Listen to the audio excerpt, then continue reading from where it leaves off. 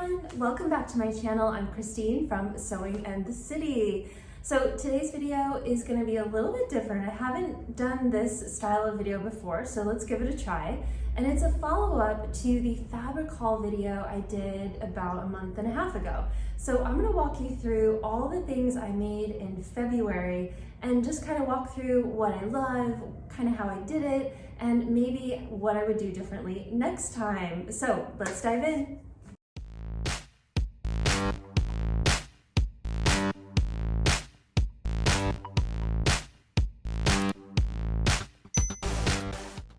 Okay, the first thing I want to mention is this top that I'm actually wearing. This is my most worn piece that I made. I actually made this just towards the end of January.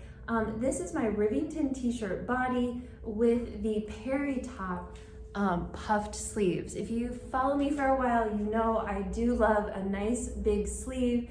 And so this, the body made of, it's a sweatshirt remnant that I had. So it's this nice, soft, cozy fabric here, and then just a cotton for the sleeves. I did do a ribbing along the cuff just for a sportier look, but I made it kind of as a last minute thing because I felt like I needed some warm tops. And so this has been, I've literally been living in this top. I love it. It's so comfortable and warm. So I'm going to go from this side over. So the first one I want to show you is my vest. Now this had been in my mind for quite some time. If you remember from my Madrid video, when I was shopping there, I got this teddy bear fabric from the Julian Lopez there. And so I hauled it back with me, and I had this idea in my mind to do kind of the denim with the teddy bear. So I finally did it. I used my Ludlow romper pattern, if you can believe it. So I just took the top part, and I lengthened it about 12 inches to make it into the vest. So the other thing I did was I cut one layer of the front or the back and the front pieces in the denim, and then one layer in the teddy because I wanted it to be lined. So all I did was just cut double layers and kind of treat them as one. I did cut the teddy just about, maybe an inch or two longer than my denim so that it would kind of poke out and give me this border that I felt like just kind of balanced the teddy. I cut the little wings out of full teddy, as well as the collar and the front lapel thing. So that's how I did it. It is probably my second most worn piece. I've been wearing this mostly with a black turtleneck, which I find is a good combo. Oh, the other thing I did was I actually put pockets in, and I did them in teddy. And so my pockets are super, super soft, and I just love that. The one thing that it did is it added bulk right here, which it doesn't really show so much in this style, but it did add bulk right on my hips. The one thing that I would do differently next time with this make is I made the mistake of thinking that the teddy was heavy enough that I eliminated the interfacing in my neck and my front placket. And what I'm finding now is it's a little flimsy. So I should not have eliminated the interfacing. I'm pretty conservative when it comes to using interfacing. I don't like things too stiff, or I just don't really love interfacing. So I usually err on the conservative side. And in this case, I think I made a mistake. I should have interfaced it. It would have given me a little bit more body, but I'm okay with it. I still love it. It's so warm and cozy, and I just love having the memory of buying this teddy bear fabric when I was in Madrid, so it kind of has a little bit of a special memory sewn into it. Okay, so next up is my Essex dress. So this one you might have seen, I did an interview with Cherie from Whimsy Kaleidoscope. So this is actually her print, and we did a little collaboration. So this was one from her summer collection, super beautiful. And so I made an Essex dress out of this. And the Essex dress is pretty straightforward. I probably wouldn't do anything different. I did do pockets, so always worth the extra effort to put in a pocket. I love my bias tape. I think the bias tape work along the neck really turned out beautifully. This fabric is really nice to sew with. It's like a cotton poplin, and you can't go wrong with cotton poplin. It's just so beautiful to sew with. So this was another quick make that I haven't actually worn yet.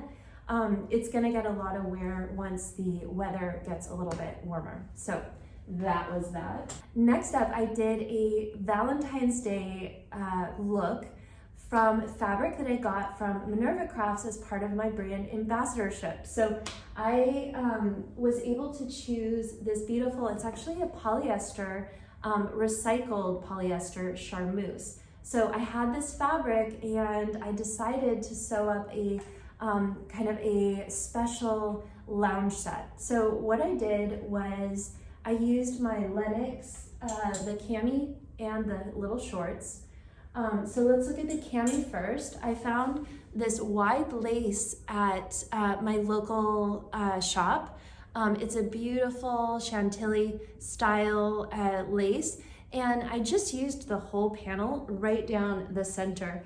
And so when I wear this, it just goes right down the center. So my chest is sort of over here, and this is a nice sheer panel. I love it. It's just shows enough skin, and I just love the combination of the nude color fabric with the black. And then I just trimmed the edges with a really, I guess is about a 1/2 inch wide lace that I also picked up at my local El Kilo. Then I did the hem with just a baby hem. So that really, kind of hard to see there, but just a really fine, beautiful baby hem. And then of course my little bias straps. Really, really happy with the way this turned out. I do love sewing, intricate sewing, so this is kind of my thing, and I love getting into sewing these more intricate pieces. So let's take a look at the little tap pants. So with these, I actually did the Tulip pattern hack. So the shorts are regular shorts, and within Luxe Loungewear, I show all the lace techniques, and we also do this pattern hack.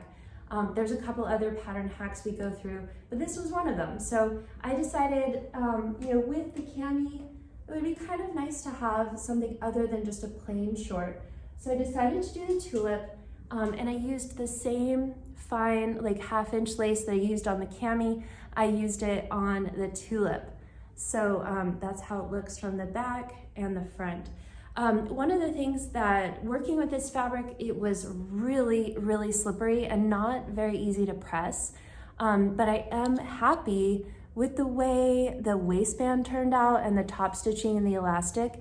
I'm really happy with the way it turned out, especially because this fabric was so slippery, so slippery. I'm just gonna take this off because I'm burning up. It's really, really a warm piece. So next up, I'm gonna show you the robe that I made to go with the cami set.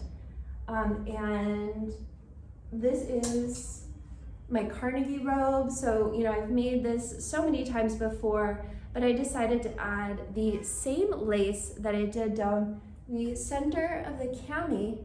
I decided to mirror that on the edge of the sleeves of the robe.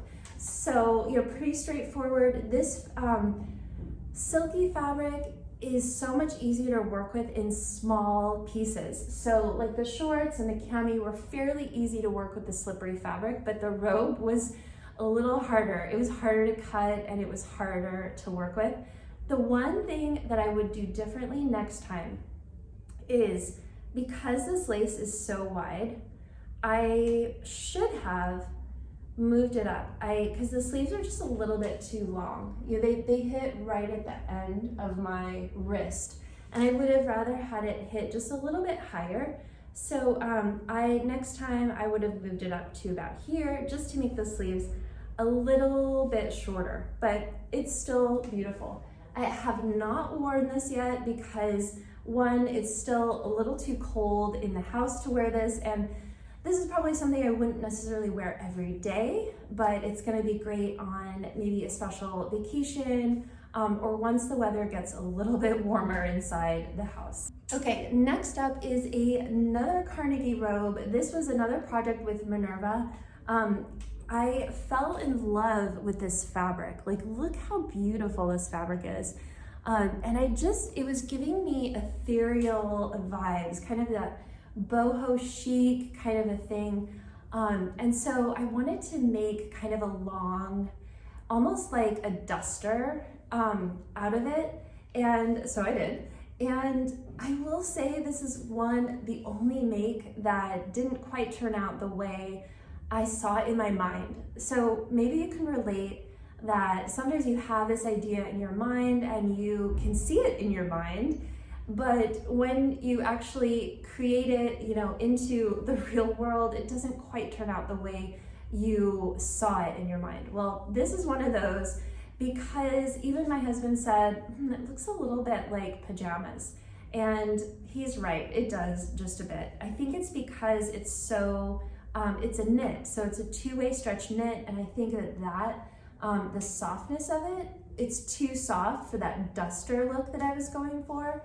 I might, and maybe let me know in the comments below what you think. I'm thinking about actually repurposing this into something else because I just love the fabric, but I'm probably not gonna wear this. It does look quite pajama-y. So I'm thinking, worst case scenario, a t-shirt, which I'll wear all the time.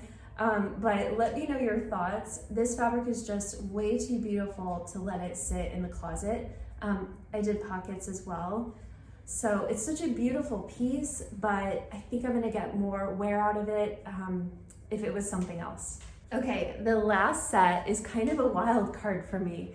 So if you remember when I was in Valencia, was it in January, I think? I picked up this fabric at, was it Julian Lopez as well? I think this was Julian Lopez.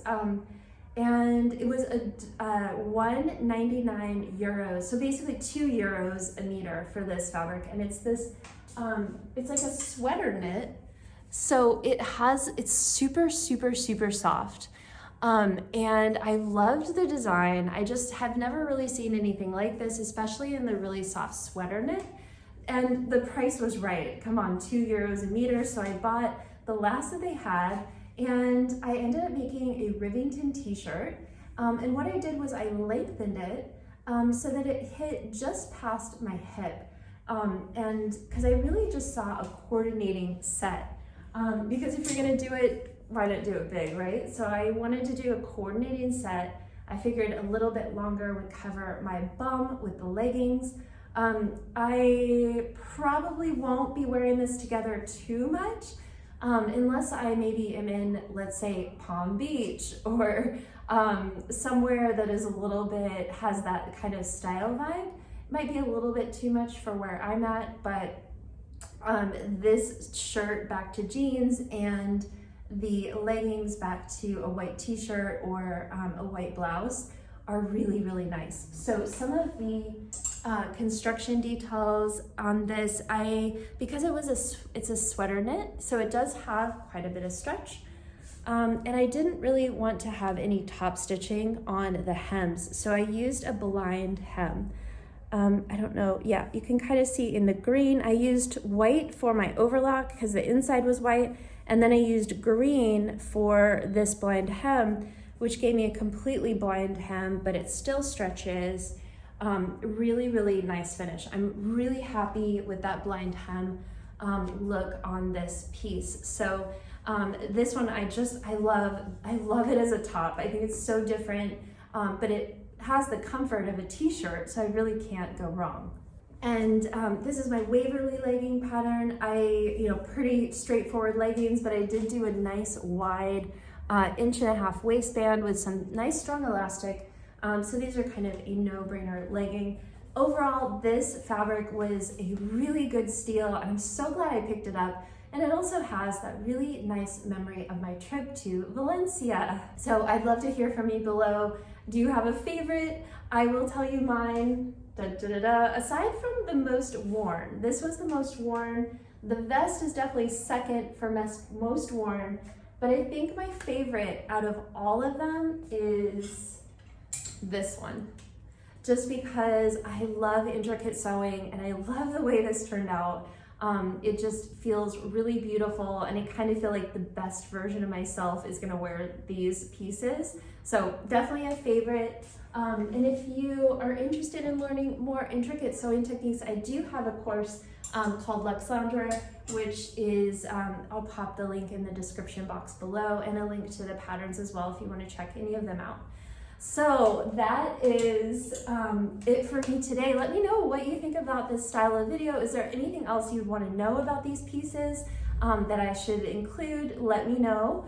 And I will be back next time with another video. So make sure you're subscribed so you don't miss out. All right, bye.